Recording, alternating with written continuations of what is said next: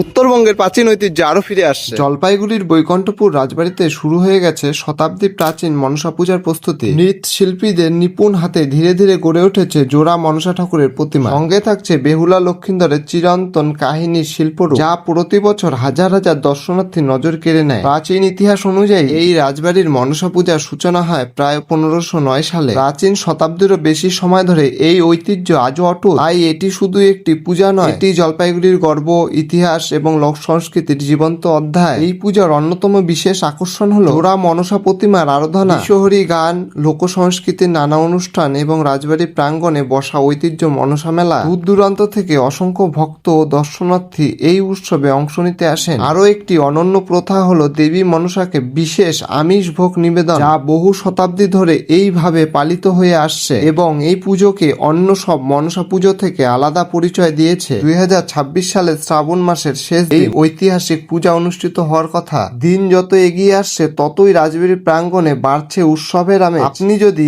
এই ইতিহাস, ঐতিহ্য আর সংস্কৃতির সাক্ষী হতে চান তাহলে প্রস্তুত থাকুন। খুব শীঘ্রই জলপাইগুড়ির রাজবাড়ি আরও সাক্ষী থাকবে এই মহা ঐতিহ্যে। ট্রেন্ডিং জলপাইগুড়ির সঙ্গে থাকুন, কারণ পুজোর প্রতিটি আপডেট আমরা আপনাদের কাছে পৌঁছে দেব।